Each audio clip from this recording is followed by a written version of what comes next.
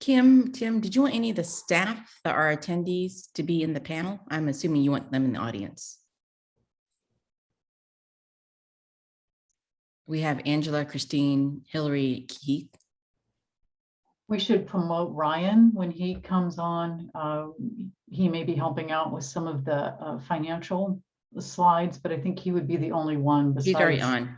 Okay, good. Okay. Dan Wright is being promoted.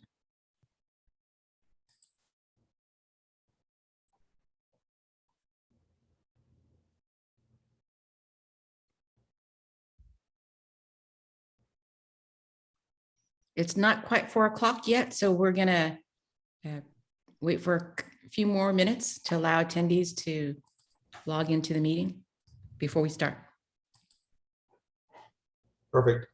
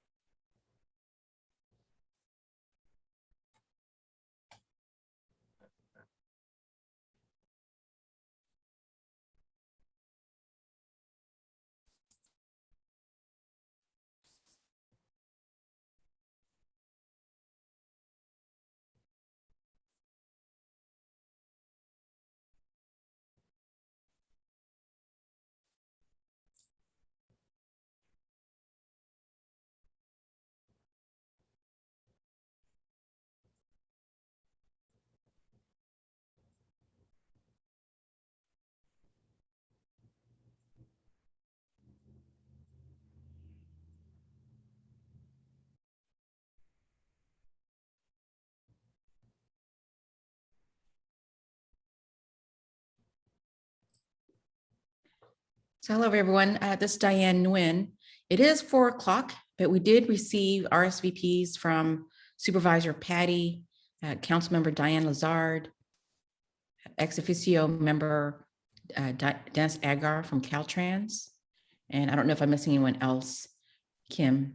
Mayor Young from Tracy. Okay, and Mayor Young, Tracy. None of them have connected yet. So if you can indulge me just for a few more minutes, I want to see if more from that list can log in.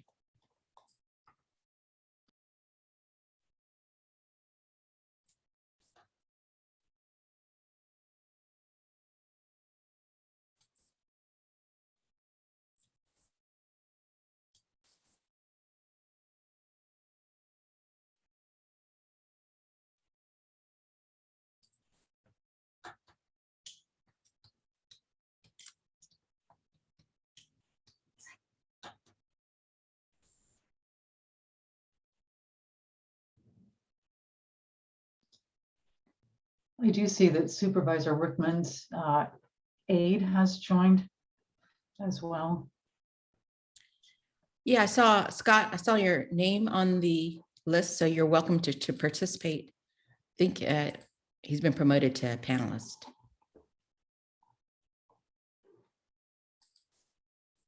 Scott, if you want to be part of the panel on screen so you can actively participate, we're happy to promote you. Just let me know. You can raise your hand or press *9.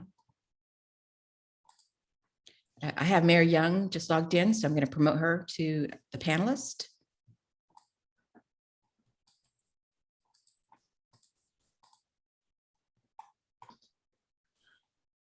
And since it is 4:02,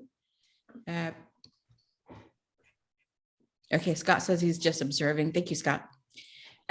Since it is 4:02, 4:03, let's go ahead and get started. And then if someone can keep an eye on the additional board members that may be connecting in the next few minutes. Does that work?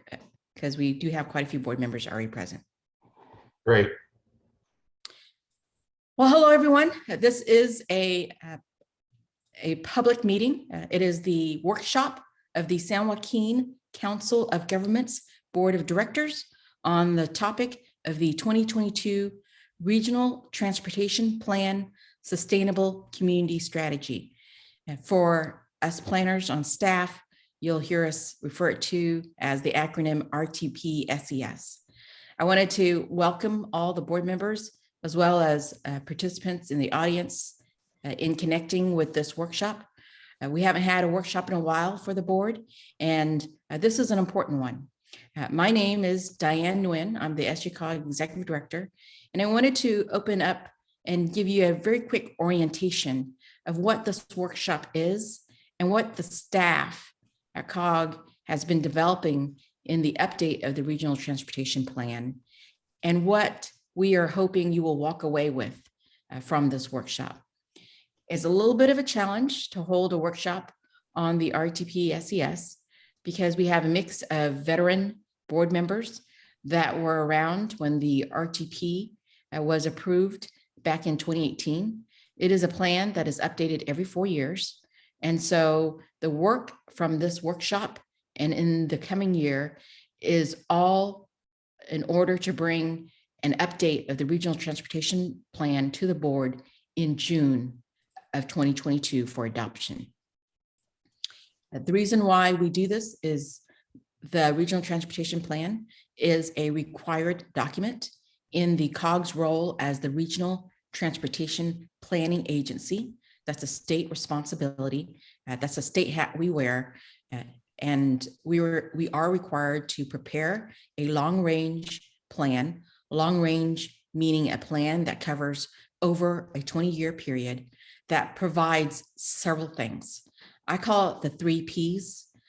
One is provides the policy element, the policy framework that guides the differing decisions made at the COG board. It provides projects, a list of transportation projects and investments that we anticipate will be moving forward in the region in the next 20 years, 20 plus years. And that's not an easy feat to be able to project out all these projects and needs in the next 20 plus years. But we are working off of an existing plan and merely updating it and refreshing that investment strategy every 4 years. And then the final P is projections. So we have policy, projects, and projections, projections being financial projections. This is not a document where it physically assigns funds to projects, but it certainly identifies a range of revenue sources, funding sources that we crystal ball to be available in the next 20 years to financially constrain and build that package of projects in the 20 plus year timeframe. So it is a policy element, a project element, and then projections of financial funding. One of the things I wanted to emphasize about the Regional Transportation Plan and the COG board's role is, first and foremost, the COG is a regional planning agency. The COG does not have local land use authority. That resides at 100% at the local level, at the local cities, and at the county. The plan is not in any way meant to circumvent or suggest any land use authority of the Council of Governments. What it does, though, in terms of a similarity with what you do in local government, the Regional Transportation Plan acts, quote unquote, like a general plan for the COG board. It has that policy element. It has that transportation investments list of projects, like a circulation element of the general plan. And it can be amended. In this case, the RTP can be amended at any time between its 4-year updates.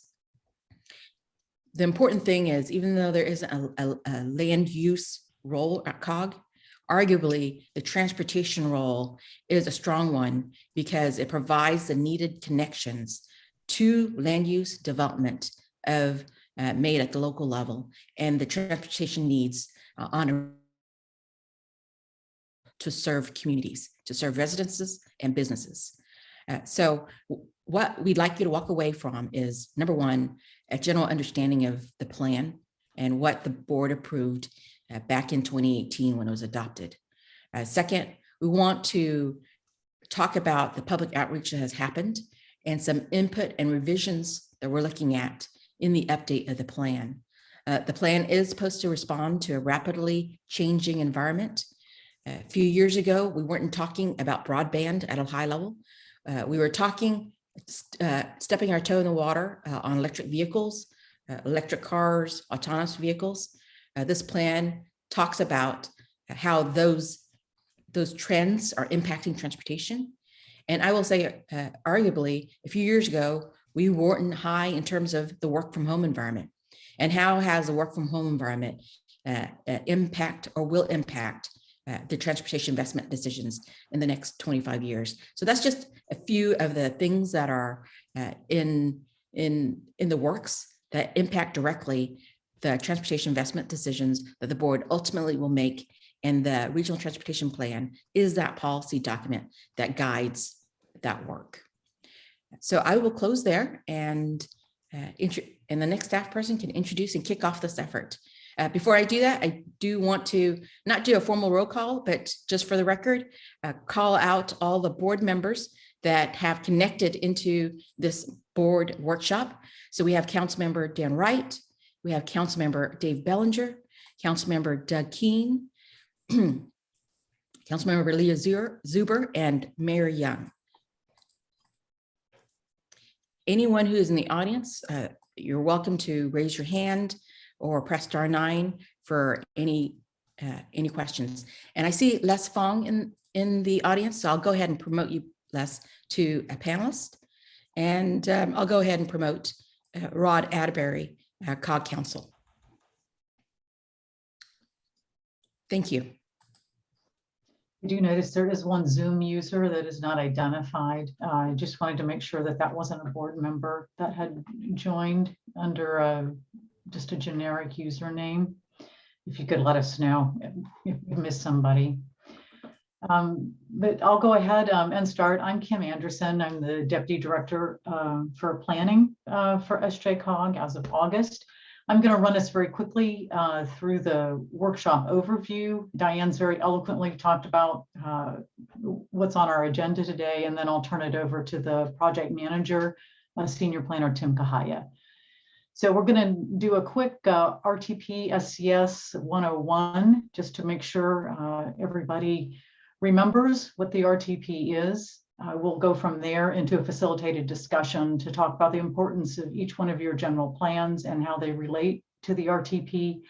And within that facilitated discussion, we'll be chatting a little bit about what we've heard from the planning staffs at your various jurisdictions.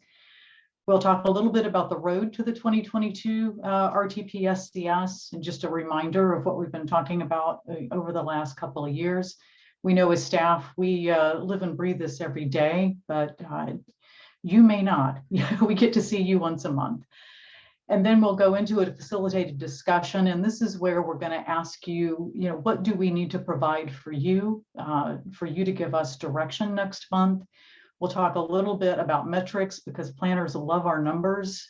We'll talk about the policies and goals of the project, and then give you an idea of what to expect during the next 30 days. And with that, I'll turn it over to Tim to walk everyone through the RTPSCS basics. Thank you, Kim. Yes, the next several slides are going to give you some, basic information about the RTPSCS.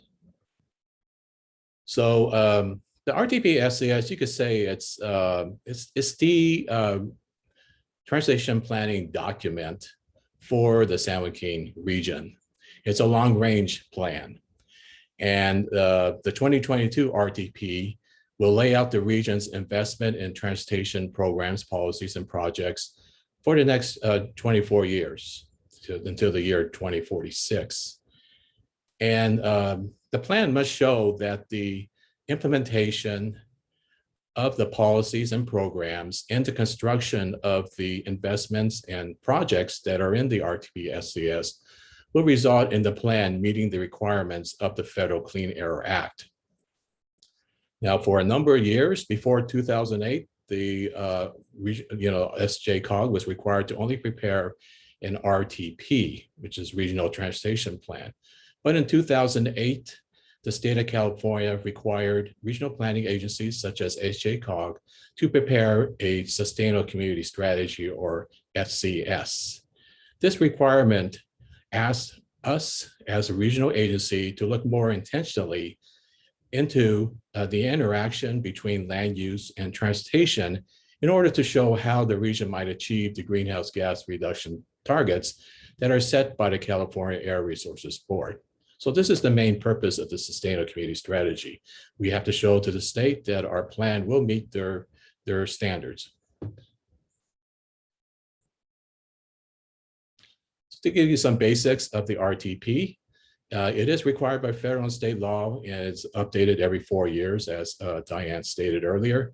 The last one was approved back in 2018, and the RTP must cover at least a period of 20 years.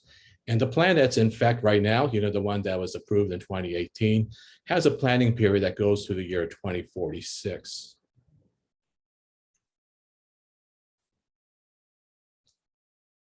So what is the RTPSCS? And in a nutshell, it represents a shared vision of all the cities in the county and the region. It is a multimodal transportation plan, so it doesn't focus on vehicles, but also focus on other modes of transportation such as transit. And because of SB 375 mainly, it also considers land use. It is a revenue investment plan, and it lists transportation projects and programs. And also has indicators or lists indicators so that we could measure the success and challenges of the plan implementation. And the RTP-SCS is a very important document. It shows which transportation infrastructure projects get funded. And this is get funded with state and federal funds. Important part of the RTP-SCS is the list of transportation projects. And a transportation project cannot receive federal state funds without being on this particular list in the RTP-SCS. Also, the RTP-SCS is a very important document because it ensures that our region continue to receive federal and state funds to support regional transportation projects. It also shows how communities are planning for growth and development.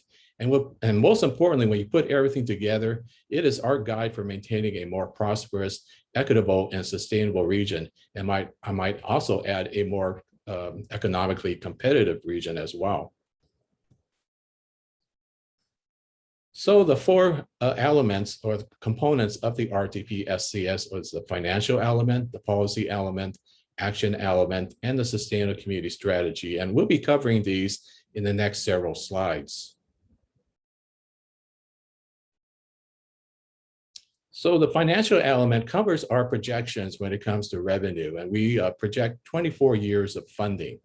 And this projection is based on economic and demographic trends, and also on based on recent legislative action.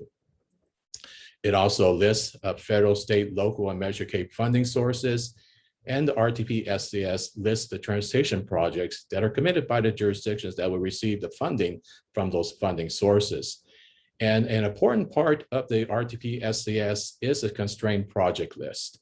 And like I stated before, if a project is not on this list, it does not qualify for federal and state funds.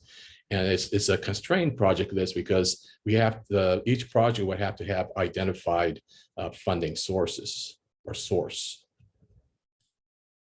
Just real quickly, Tim, I wanted to add on that financial element for the COG board, the requirement of financial constraint. That technical term means when we have ultimately that transportation list of projects, it's going to add up to multiple billions of dollars. We have to, mandated by the guidelines of adopting an RTP, we have to identify the commensurate multi-billion-dollar list of available revenue to fund that transportation investment list. I want to emphasize that's not a funding decision. That's more of a planning tool and a forecasting tool. You would not be able to pull up a project off that list. For example, I-205 managed lanes, which is identified on the list because it covers the next 20 years of projects in San Joaquin.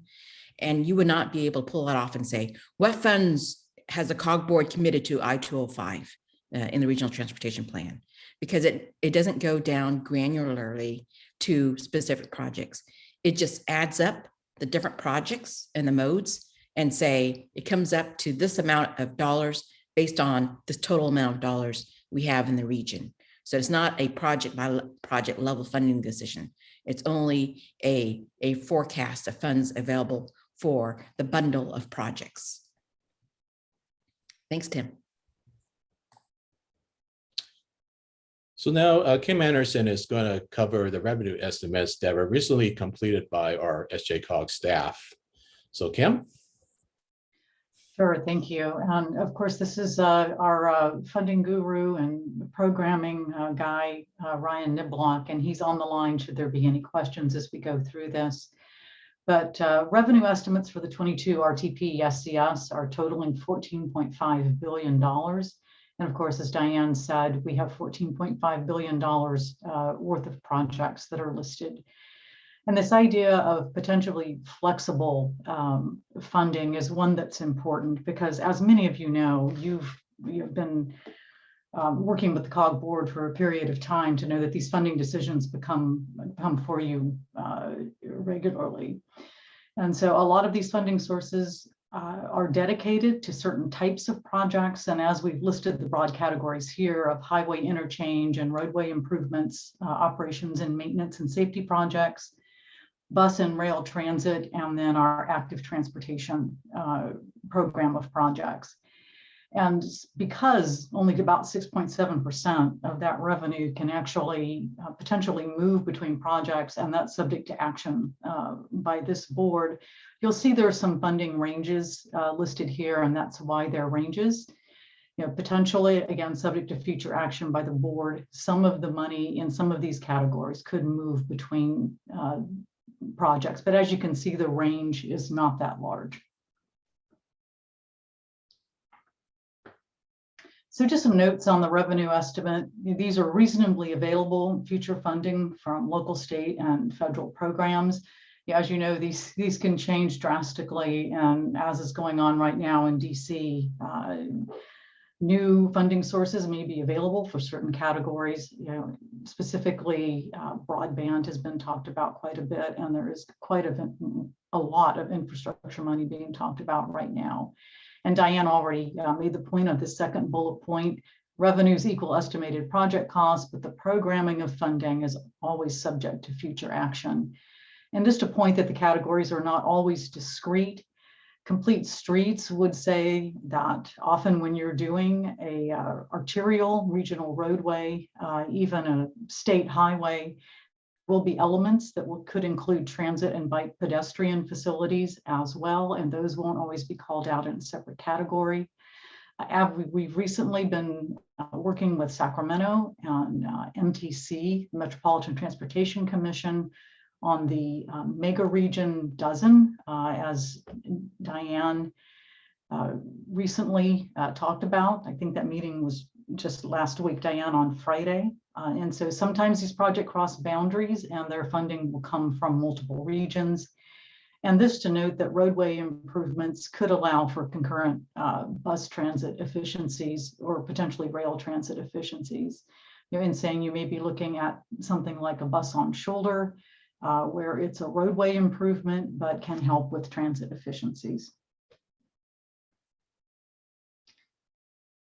And then to point out some funding innovations that have happened over the last few years, and now Ryan can jump in if he has something to add here, but we have been very aggressive at SJCOG in making sure to pull the most out of the funding sources that are available. The competitive process for the congestion management and air quality program.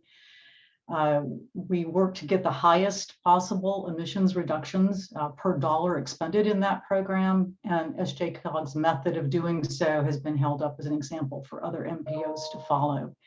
Under the active transportation program for the state, upon receiving only $3.5 million in those funds, SJCOG made $16.9 million of its own funds available to supplement that program to ensure that the active transportation call for projects could show projects in each jurisdiction and to make sure that those important category of projects could be fully funded.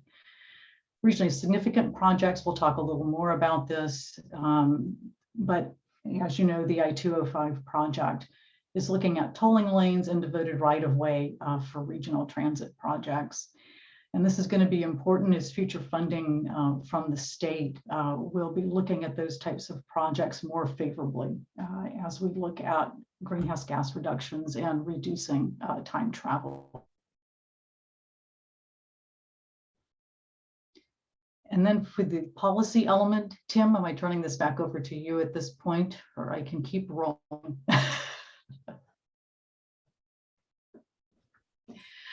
Before you roll into the policy element, Kim, I wanted to just do a check-in with board members. If you have any questions on anything that's been presented so far, anything that staff needs to clarify. Just want to make sure everyone's following. And then maybe Kim, do you have a comment on that funding pie chart? A couple slides before you move into the policy element. There's Sure. something I wanted to mention for the board, because funding is, it's a couple slides in front of this that you already went over. Yeah. The 14.5 billion. Are you Tim able will to go get up? that. Yeah. I just want to chime in and say this is good information so far. You're doing great, Kim. The significance of that slide and what Kim was trying to emphasize, and I want to reemphasize, is in the 14.5 billion, and you had that pie chart of the different modes. When we go out to ask the public and then ultimately the board, where should we invest dollars? Let's say a scenario, someone says, in the next 25 years, we should devote 50% of all the dollars that come into San Joaquin region to bus transit. Let's just say that as a hypothetical. What this chart is trying to tell you is the dollars that we have in the revenue estimate, they're actually tied to specific eligible uses. So we could not wave our magic wand and change the investment strategy to have 50% of this 14.5 billion go to transit, even if we wanted to, because the mix of funds have restriction. There's highway money that can only be spent on highways. There's roadway rehab, only on roadway rehab, et cetera. So that sentence, potentially flexible, 975 million or 6.7%, means there's a bucket of funds that is, I call it fungible, that can be spent on any type of mode. So other than the hard, fast rule of requirements of the other funding sources, there is about 6.5%, let's say 7% of the funds that come to COG that may go anywhere.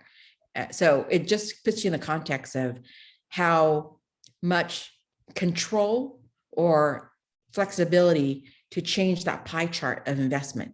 It's really about 6.7%.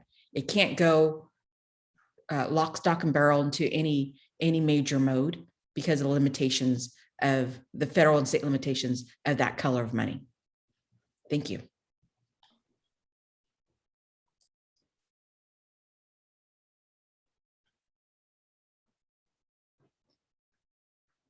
So as we talk about the policy element, I will say that these policies were established back in 2014 with the first sustainable community strategy, and they're still relevant today.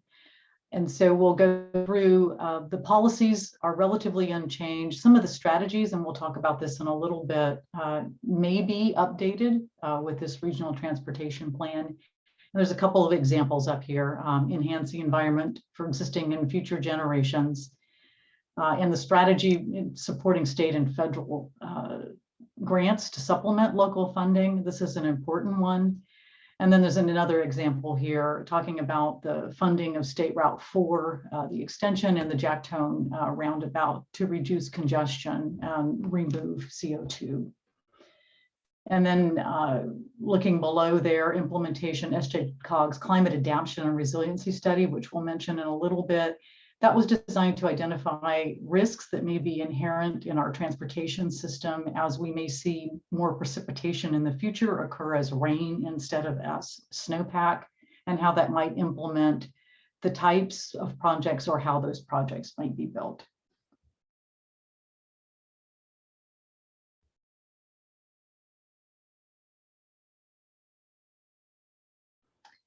I think we can probably skip over this one, Tim. We will be sending out a package of information for each board member that will go over this. And I know there was quite a bit in your staff report as well. I'm sure it meant for light bedtime reading for all of you over the last couple of weeks. I want to talk a little bit now about the action element, and it's just like it sounds. This is where we get projects on the ground. We can go ahead and move forward, Tim, and we're only going to cover a few of some of the high profile projects, but we will be providing board members with a list of significant projects in each jurisdiction as part of the package they'll receive prior to the next board meeting. We've mentioned the I-205 managed lanes project before, noting that it was originally studied as high occupancy vehicle or HOV lanes instead of hot lanes, which are toll lanes or express lanes. With the success that we've seen over in the Bay Area along I-580 and noting the growing congestion on I-205, this is now seen as a viable option for the I-205 corridor. And in fact, the Environmental Impact Report, or EIR, is now looking at the preservation of the median for future multimodal options. And these could be things such as reversible lanes, autonomous vehicle lanes, bus-only lanes, as I mentioned before. It could be bus on shoulder or mixed lanes where buses are in the managed lanes. Potential passenger rail, Valley Link and ACE have both been engaged on that project, as well as a variety of mobility hubs, including park and ride lots and transit stations. We can go ahead, Tim. Of course, another key project in the RTP is the 99-120 connector project. And we've been talking about this one for many years to improve safety and circulation on a piece of roadway along I-20, or I'm sorry, State Route 120, where it merges into State Route 99. It's important for truck cut-through traffic, especially through the city of Ripon right now, but also impacting Manteca. It can support continuation of the HOV, HOT lanes concept, and support expansion of parallel regional transit service to help take some of the vehicle traffic off of that impacted roadway. And of course, the ACE Forward program, the San Joaquin Regional Rail Authority has garnered a variety of funding sources to move this project forward. And it's including expansion. It also is going north to Sacramento, but all the way through Ceres and Modesto and Stanislaus County and into Merced County, where it may potentially connect to other rail services. But as you can see, there's improvements in all of the jurisdictions, the Stockton Cabral Station, the Lathrop Manteca platform extension, the Tracy platform extension, and then both Manteca and Ripon would see service as well. And then to talk a little bit about Valley Link is represented in the Regional Transportation Plan. At this point, it's looking at simply getting the service across the San Joaquin County line to a potential station at Mountain House Tracy area. I will say at the current time, the project is looking for its funding. There is not currently funding dedicated on the San Joaquin side, except for the original studies, feasibility study, and then, of course, the Environment Impact Report that's been recently certified. And then to talk just a little bit about bus transit, each of the transit agencies in San Joaquin County receive funding both for capital improvements and operations for their services. And these are all connected, of course, through the Metro Hopper and some interregional commuter service through RTD, who's currently undergoing a study to look at its full complement of services and perhaps make changes to that in the near future. And then to talk about the active transportation program, which was mentioned previously. These tend to be a little bit smaller projects, but equally as important in the individual jurisdictions. and some of the active transportation projects that will be funded in the RTP over the next 20 years are here. And a couple of these are connecting other types of services. For instance, the San Joaquin Regional Rail Commission in the city of Stockton's Channel Street pedestrian connection, which will connect the Cabral Station ACE service to the downtown transit station and make that a more pleasant walk for folks that are moving between those two modes of transportation. And then we move into the sustainable community strategy. As was noted earlier, this came into existence in 2008. And the main thing that this does is regional agencies are required to help the state meet their goals for greenhouse gas reduction targets. Originally in 2014, SJCOG and the rest of the Valley metropolitan planning organizations had targets to reach of 5% in 2020 and 10% in 2035. And this is per capita greenhouse gases, and it's below a 2005 base year. This has currently been increased to 16% in 2035. SJCOG has always been able to meet their goals for these target reductions. And in fact, the 2018 RTP almost got to 16%. And so we're confident that the 2022 plan will meet the 16% reduction that's required. This is important. We can still have an RTP without an approved SCS, but it is tied to some funding under Senate Bill 1. And so it's important for us to be meeting this state goal. And just quickly to talk about what SB 375 did. We've always projected population growth. It's been a part of SJCOG's mission for some time. Before the sustainable community strategy, we tended to do the projections. We'd look at the general plans, we would spread the growth out. And this is important mostly for the modeling that we do. So the travel demand model eats data for lunch, and it crunches all those numbers, and it tells us how we're doing to meet the Clean Air Act, and also whether or not we can meet our greenhouse gas reduction targets. Now we look at multiple future ways that the region may grow, but always keeping the general plans of the jurisdictions in mind. So as you can see here from this map, it's showing where growth may occur, but this is a generalized version of land use and always subject to future action by the individual jurisdictions.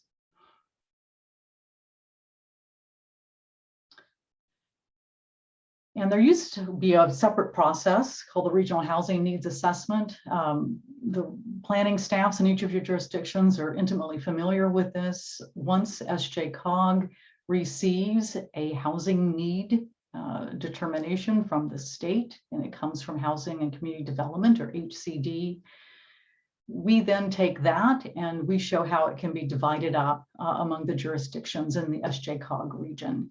It's an 8-year projection, and it's supposed to show where there is needed low, moderate, and above moderate income growth. And typically this is done by looking at density. And again, this does not dictate that the housing has to be built. It simply identifies the need, and the jurisdictions through their housing element of the general plan will show where that growth could occur. So the idea is the jurisdiction isn't impeding the production of housing. And then lastly, of course, the RTP then shows a transportation network that can serve the needs of the region and show how it will reduce greenhouse gas emissions, or how it can. And as Diane said early on, this slide has been in my slide deck since we did the blueprint planning process clear back in 2010. Have we mentioned that regional agencies don't have any land use authority? It is important that we understand what the needs and priorities are in each of the jurisdictions, because those numbers are necessary to produce technical data, but we do this in conjunction with planning and public works staff. It reflects a range of assumptions, so there's many possible ways that jurisdictions could grow and still meet the intent of both the RTP and the SCS, and it does allow us the opportunity to test policies, and how would they perform in helping us meet the goals of the RTP by using these assumptions. So now what I would like, this is the point where we'd like to talk to you about what we heard from the planning staffs in each of your jurisdictions about the priorities and challenges that are being faced.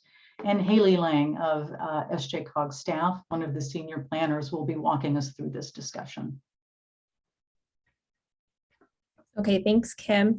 I also wanted to add what's really important during this facilitated discussion is we want to make sure from what we've heard from your jurisdictional staff is what is captured in your city's priorities. And so as I go through these next slides, let's have an open discussion on your priorities and make sure that we hit all the points in these summaries in these next few slides. And so when we met with City of Escalon, they wanted to let us know that the city is small and rural, and they wanted to keep their small town atmosphere.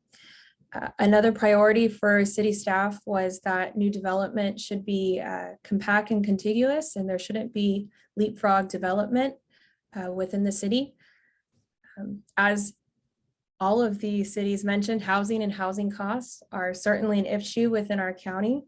And they mentioned that the city has a sewer moratorium. And so one of their priorities, specifically with REAP funding and other state funding, is to be focusing on upgrading their permit systems and to conduct a planning study to increase sewer capacity so that the city is able to allow for additional housing and housing density within the city of Escalon.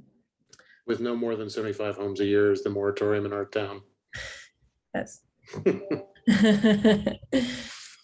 And so this next slide here, City of Lathrop. So when we met with City of Lathrop staff, they mentioned that there's a ton of growth happening in the city. And so it's really hard to keep up with development demand, due to staff capacity and resources and things like that.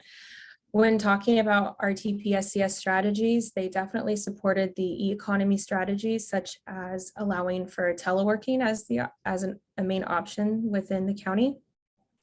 They also mentioned that logistics and goods movement need to be considered and addressed within the city of Lathrop. They're seeing a ton of issues and concerns related to transportation and circulation. So they wanted to make sure that that's a priority. And so before you move on, I just wanted to make Councilman Bellinger, was there other information that you'd like to impart to staff while we're talking about Escalon? That covers most of it. We currently have Pace Engineering working on options for our sewer facility out there to get it brought up to the current century, in my opinion.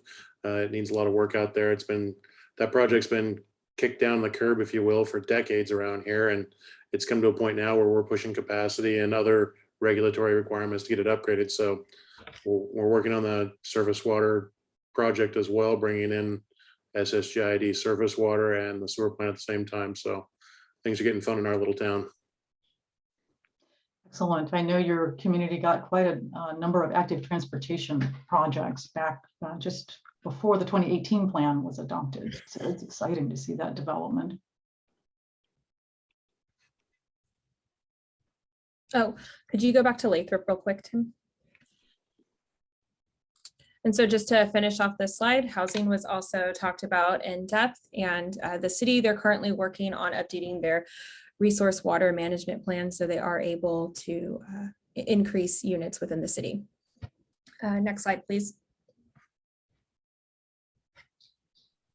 So when meeting with City of Lodi, they mentioned that they get development pressures mostly from the north, so Sacramento region, and they have a priority to have compact urban form with mixed use centers and corridors throughout the city. And also, again, housing and housing costs is an issue, and the city currently is working to conduct a shared equity homeownership feasibility study, as well as an affordable housing ordinance feasibility study. Should we stop for a moment there? Councilman Keene, is there information that you'd like to share or discuss for plans in the city of Lodi? I'm going to let you go through the slides, and if you miss anything, I'll chime in. Thank you. Okay, Okay, great. So when we spoke with City of Manteca staff, again, they mentioned that a lot of is happening in the city and specifically just in South County in general. And so as a similar story with them, they are, it's difficult for them to keep up with development pressures and demands. Staff also prioritizes preserving agricultural areas and natural resources. And they also mentioned that there's a need to create housing for local residents and not just those that commute in and out of the county, specifically to the Bay Area region. And so they are also working on a few housing related tasks, more specifically updating their housing element.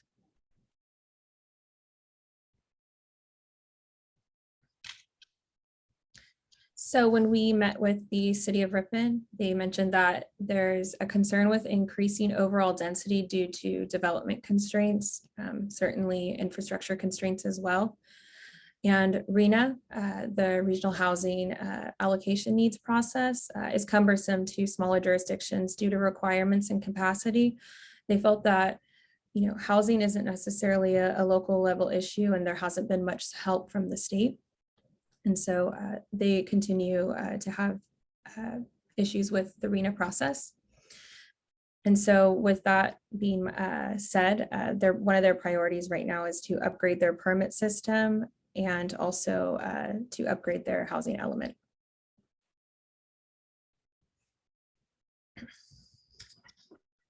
So City of Stockton, their priorities included focusing on transit-oriented development. They are using some funding right now for neighborhood planning and specifically TOD planning documents that they'll be working on in the next coming years. And they also mentioned that they're aware of in and out county migration, and it's something that needs to be considered and discussed at full length with any long range planning document. They are working on upgrading a lot of policies within their general plan, including policies that support mixed use development along main corridors. And other priorities with their general plan updates will include overall community health and safety. Next slide. So when we met with City of Tracy, one of their concerns was that they need to increase their jobs and housing balance. So this balance is the development of new retail and jobs, creating commercial, office, and industrial development with the development of new housing so that residents have the opportunity to work and live in Tracy. They also mentioned that they are trying to meet transportation challenges of the future so that people can travel safely and conveniently throughout the City of Tracy. And another priority for them is protecting its unique city's character and to preserve agricultural lands while also trying to expand new park and open space lands. They're also working on a number of pro-housing tasks, and a lot of these are upgrades to their housing elements, general plans, and other policy documents that they have.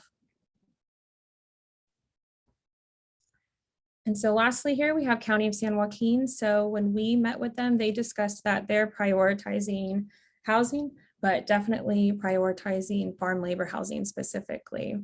And so with that, they mentioned that there is a strong need to preserve agricultural as well as the rural character of communities within the county.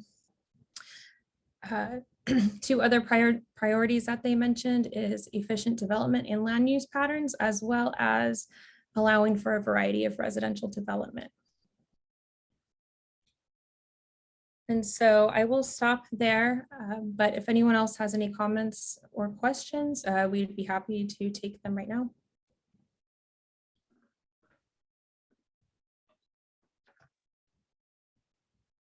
Okay, if there is none right now, I will switch this back off to Kim or Tim. Yeah, I'll take this right now. Just to remind folks where we've been, 2014 was a sort of watershed year when the first Sustainable Community Strategy for San Joaquin County became part of the regional transportation plan. It was really forward thinking at the time, and the board was presented with 4 discrete scenarios that were packages of transportation investments, revenue, and potential land use scenarios that changed around density, intensity, and some around location of development. And we asked the board to then choose one of those scenarios. They went from A to D, and the staff recommendation had been in scenario C. And in fact, the board looked to add some elements of D, which was the most aggressive scenario at that time. So what was adopted in 2014 was a relatively aggressive program of projects as well as potential support on the land use side. That plan did meet and exceed the greenhouse gas reduction targets that had been set of 5% and 10%. We went on to 2018. It was the decision at that time to look at where had we been. It had only been 4 years since we'd adopted a 27-year plan. So we refreshed, we used new, revised the project list to take off projects that had been completed or maybe open to traffic dates that had changed. We again looked at revenue, and we again did several analyses. One added a more refined public health analysis. So we used some metrics that talked about how the combination of transportation and land use investments could potentially increase public health and reduce incidence of things like diabetes. Again, we were able to meet and exceed the greenhouse gas reduction targets for both 2020 and 2035. And of course, both of these plans met the requirements of the Clean Air Act. From there, the focus turned to implementation and specifically innovation in funding policy, as we talked about a little earlier.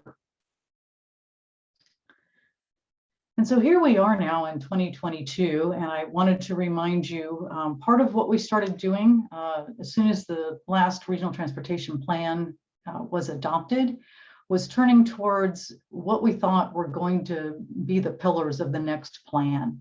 So what are the things that were going to happen in the future as trends were accelerating? So we started looking early at autonomous vehicles and technology, a regional housing approach. What should a regional agency be doing around housing, and how could we support jurisdictions in housing production? We looked at what we defined as resiliency in a transportation plan. So how does the system adapt in the face of either, say, changing precipitation, or what does it look like if wildfire forces more folks from the coast or from the mountains into the valley? And this just as a reminder of when you saw these, and we will be including links to all of these in the next staff report, but these are all available on the SJCOG site. And I believe there was a link that was included in the staff report for the last board meeting. And then just to note that these were not studies just for the sake of studies, but we wanted to see what strategies could we glean from these. An example of this is we went on to do a tech and innovation study that suggested we look at broadband as the future for connected and autonomous vehicles, but also to support e-commerce, work from home, and other types. It's a transit issue as well, autonomous vehicles for transit, and certainly electric vehicles, even on the freight corridors.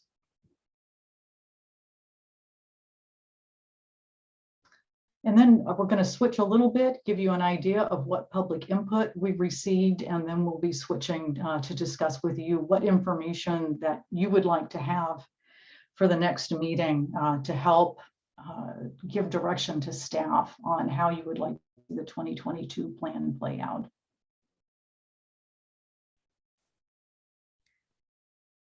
So one of the ways we've received input from the public have been through focus groups. And so these were conducted from April to May of this year, there were 5 focus groups.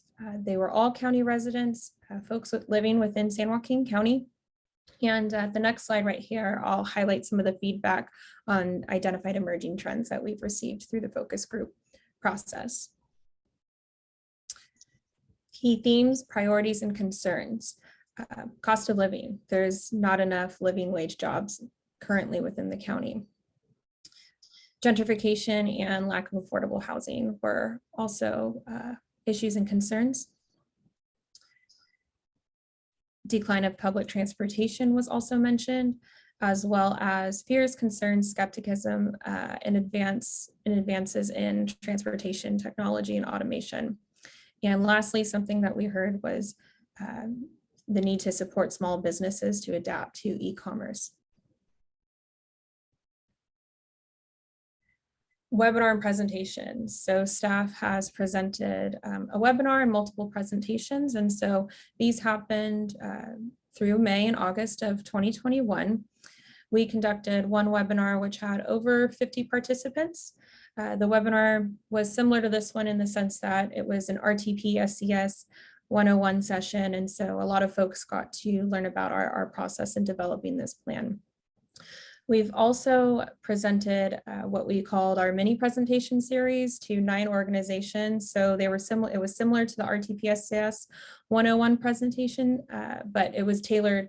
The presentations were tailored to the groups that we were speaking to. Okay, next slide. Great. So webinar and presentations, the feedback we received. So just 3 examples. One, the Business Council of San Joaquin County. They mentioned they strongly supported identifying emerging trends and develop strategies that address those trends. 2, public health advocates. They supported strategies that encourage more affordable housing. And 3, Catholic Charities. They were very interested in the Regional Housing Trust Fund proposed strategy.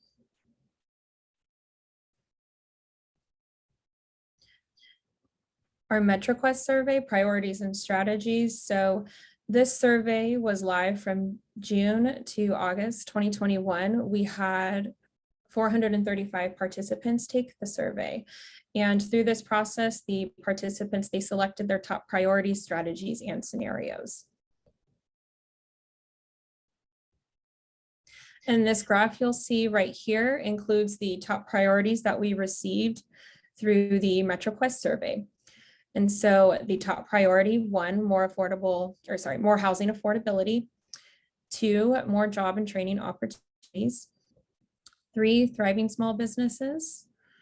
4, improved public transit. And 5, proactive to climate change.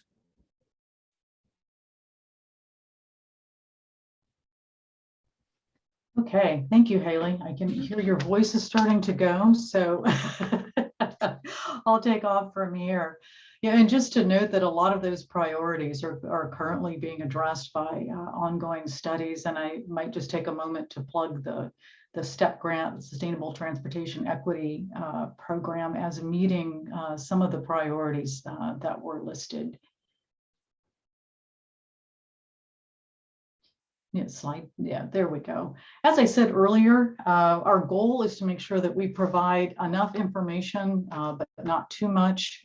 We realize that the board is interested in policy and funding decisions, but we want to make sure that we're giving you enough information in the form of metrics. And we do have to generate a lot of this just for the California Air Resources Board and to meet our air quality conformity requirements. But we do think that they're important as you start to think about future policy decisions. So here is just looking at housing and employment near major transit routes as a way to support, say, in the city of Stockton, TOD, transit-oriented development around the larger transit hubs. And we look in the cities, Tracy, Manteca, Ripon, all looking at some type of multimodal transit hub where we could connect last mile, first mile issues. And then vehicle miles traveled per capita is simply a measure. It's a gross measure of how much vehicle traffic is on the road divided by the number of people that live here, and we come up with this metric. And we do note that, some trends that we're looking at could make this go up in the case of autonomous vehicles. If people don't have to pay as much attention when they're driving, well, they tend to drive more and live further away from work. At the same time, if those are electric vehicles, we could be reducing greenhouse gas per capita, even if something like the number of vehicle miles traveled is going up. So there may be some trade-offs that we have to look at as well. And then again, the scenario evaluation package, and really it's the RTPSCS evaluation package will contain some of these metrics. I did want to take a minute to say, as I mentioned earlier, that the plan from last year has been dubbed scenario A. It is both an achievable and aspirational package of policies and projects. So I don't want to talk about scenario A as being sort of a business as usual type of idea. So really to remember that we're only now 10 years down the road, 11 years down the road of implementing a 25+ year plan. And that's stay the course is a recommendation, but we want to provide you with the policy choices to see if there are ways that we can improve the resiliency of our plan and to make the projects within that plan more likely to receive state and federal funding. So we will meet our greenhouse gas emission targets, and we will meet our requirements under the Federal Clean Air Act under any version of policy change that we're looking at in the plan. And I just said this, so we can jam right by that one. And I did want to take a moment here. We are a public meeting to see if there were any members of the public that would like to speak at this time. And if there are not, to open it up for board members so that we can hear from you. And then I will go in also to talk about what the next steps are over the next month for your consideration.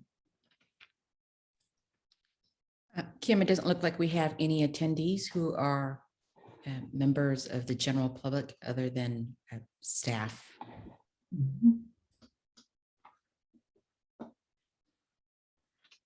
Very good. And board members, I'll launch into what's next. But as I said, we want to make this as interactive as possible to hear from you as to what information that we can provide over the next 30 days or so to aid with the decision making that we'll be doing in October. So approach for the 2022 plan, stay the course. We've been able to meet many of our goals. We've been able to meet our state and federal requirements, but we do want to prepare the plan to respond and adapt to future trends and in fact, future disruptions as a way to attract future private and public investment. And so how will we do that? Well, we did look at, and these look very much like the discrete scenarios that the board saw previously. However, we're using these as a way to test policy options. And so when we look at the remake centers and corridors, we're asking you as a board if that for your jurisdiction is important in your priorities for transportation, and it's what you're looking to do in the future. That would probably mean that transit and bicycle and pedestrian funding would be focused on existing arterials. So we're looking at the older commercial corridors and how could we infuse those with more housing development, and how can we focus on encouraging more mixed use development.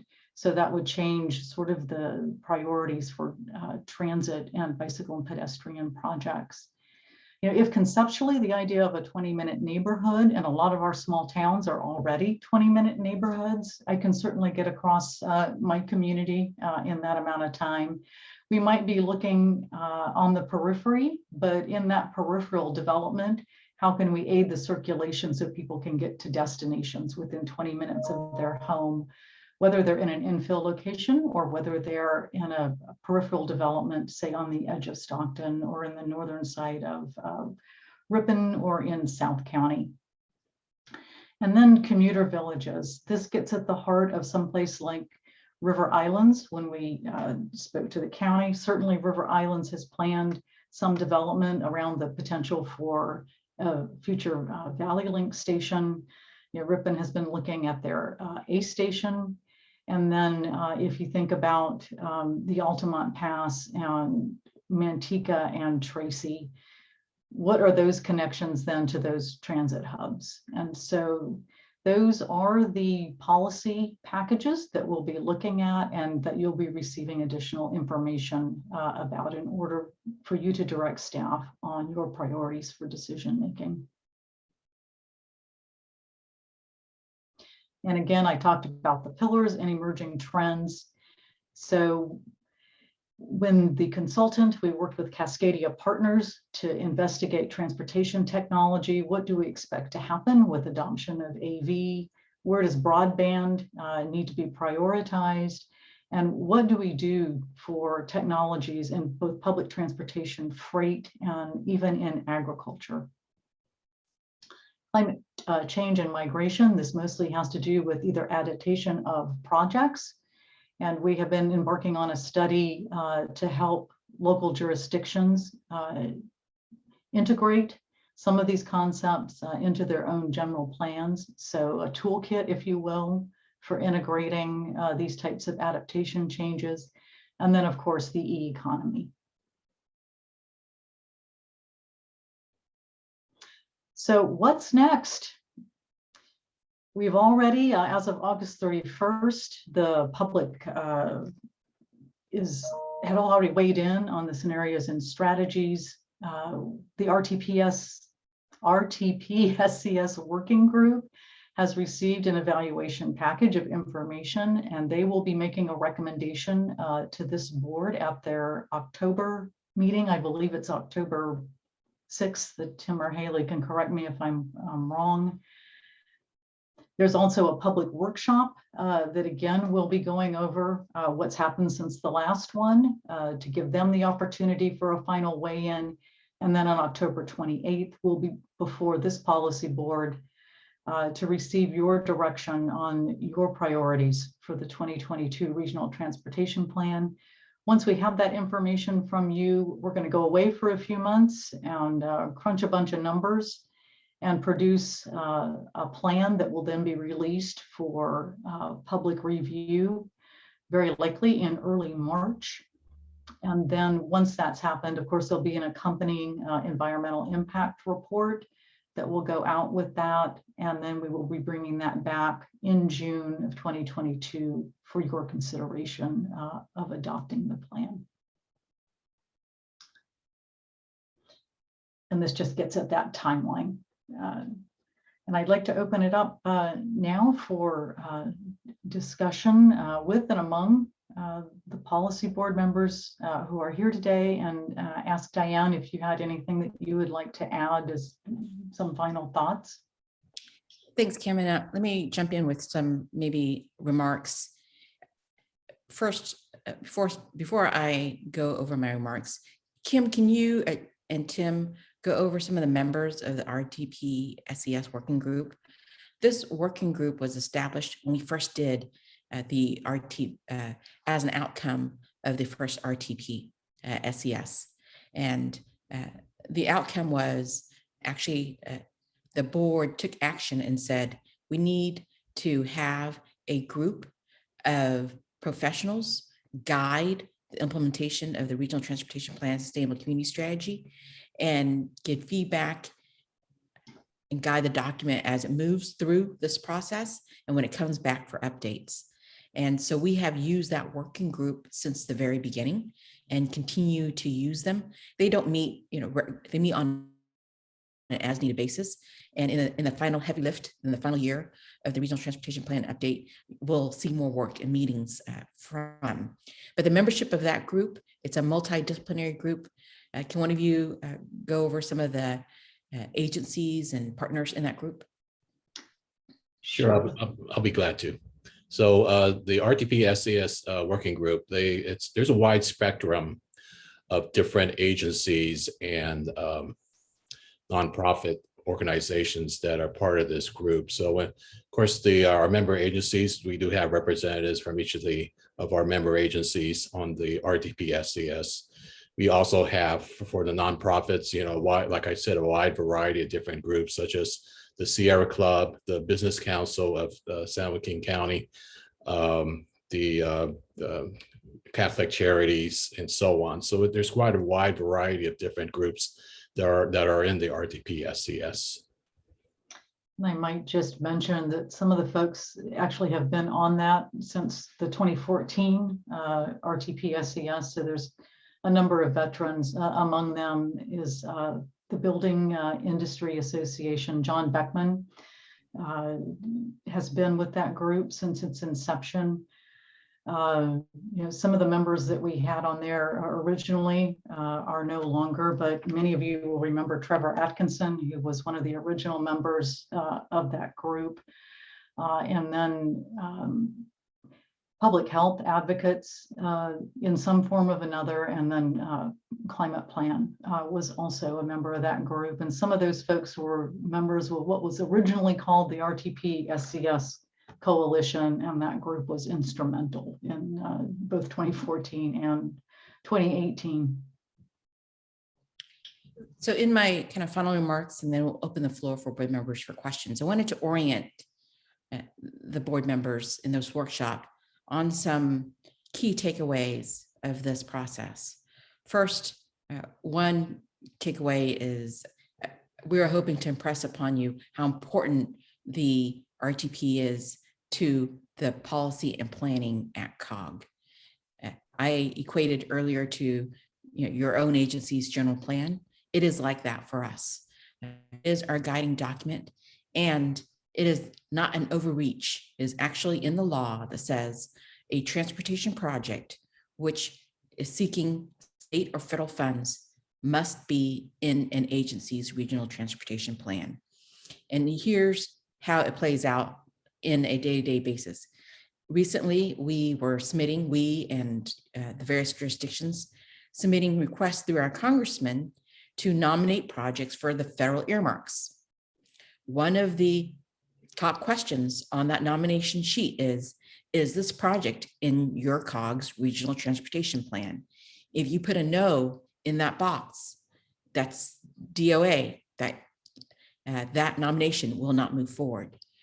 So that's how critical the RTP is in guiding other processes along the way. Here's the kind of negative of that. And the negative of that, I won't say it's negative, but the limitation, the constraint. When I was working on the other side in consulting after I left COG earlier in my career, I worked for city and county agencies, and I had to explain the RTP to them. And oftentimes the main question I would get is, why do we care? This is such a high level document. And I mean, even COG's, that slide had $14 billion, not million, over 20 years. It makes one ask, is there something that is gonna be a gotcha for local jurisdictions?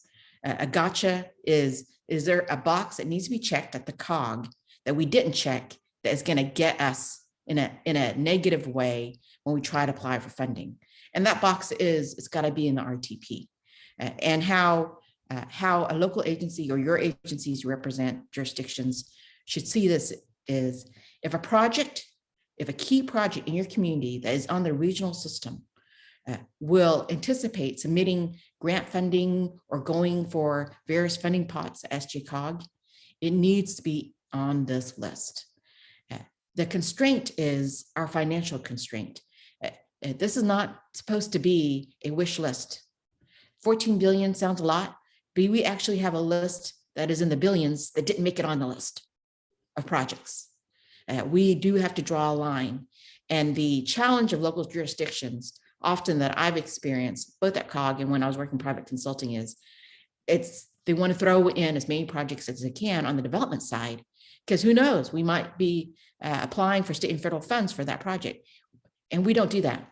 We actually have a high filter in weeding out projects that just are not developed enough to substantiate that it may come forward to the COG for state and federal funds. If we open the gates for every interchange project that may be in the queue or in concept, that $14 billion list would be billions more. And that's why I wanted to emphasize the plan can be amended. And it has been. The Central Valley Gateway, the interchange projects in Tracy on 580 Mountain House, 205 Mountain House, they actually came into the RTP as an RTP amendment.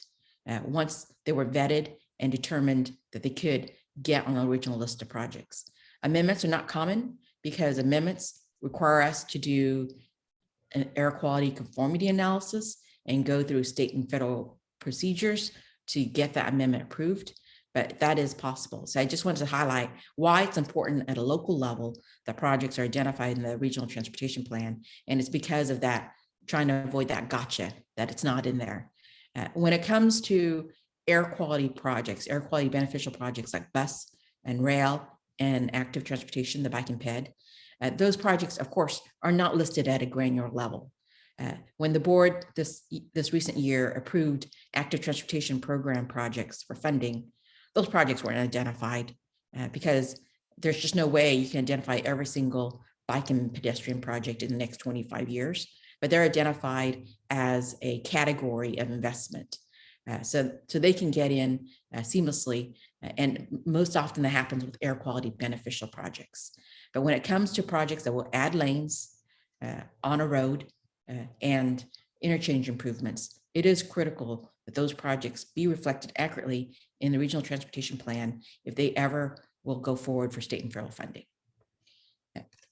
So I wanted to end with that note and open the floor for any questions by the board or comments.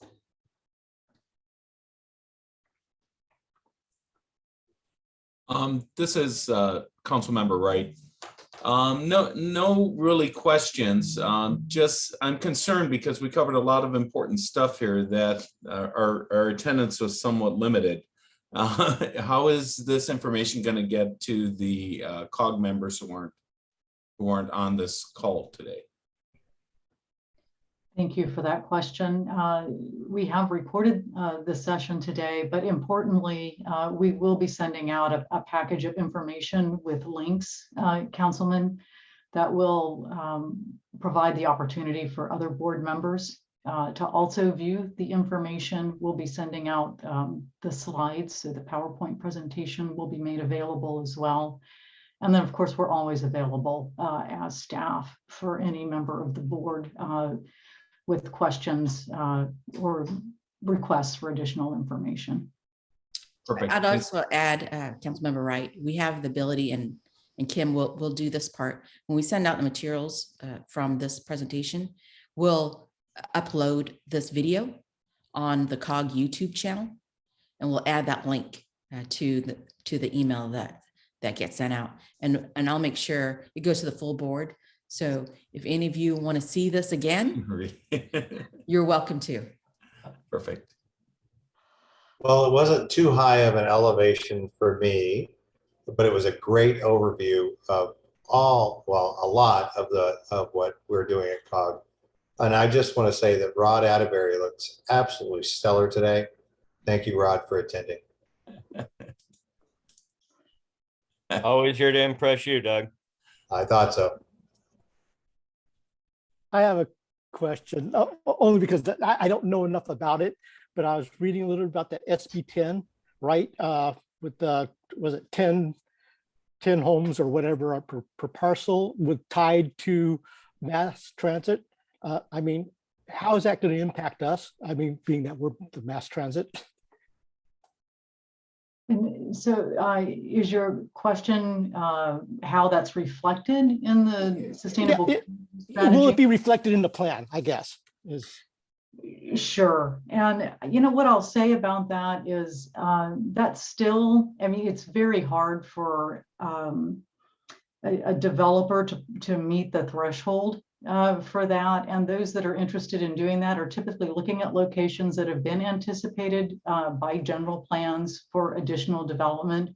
You know, for instance, in Stockton with the priority around transit hubs, and particularly in the downtown locations, most of the areas where that type of infill development would occur. It's already been anticipated. And so it is in some way reflected and consistent with the sustainable community strategy.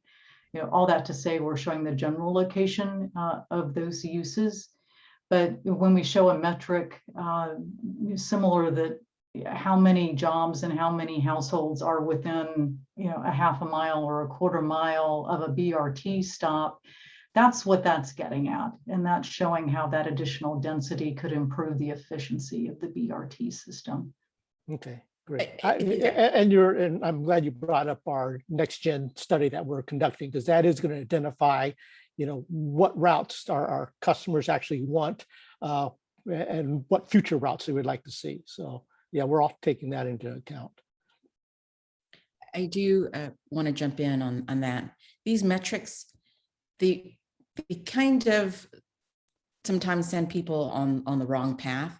And that's why Kim had that slide and I had my opening remarks. COG does not have land use authority. COG is not trying to in any way circumvent land use authority. But we all have to do performance metrics and planning work. And that's a metric of different land use things that leads to the justification and the defense of the global transit investment in our regional transportation plan. That's how that roadmap, if you will, leads to the bundle of transit projects. It does not literally mean that you can go on a map and that we are putting conditions on development here, X this map, or in this the community. It is just a planning level metric to show our work, our math, if you will, that led up to that transit investment in the regional transportation plan. Great.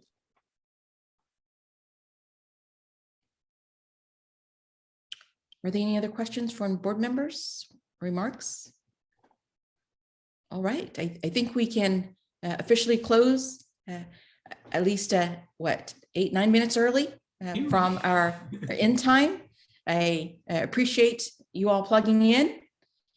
And this is a longer effort. Look forward to seeing the draft document, EIR, many staff reports from Ryan Niblock on air quality conformity and greenhouse gases as when we make our way to June 2022 for the anticipated adoption date of the Regional Transportation Plan Sustainable Community Strategy. Thank you, board members. Okay. Thank you, everyone. Doug, you can take the extra time to clean up your office.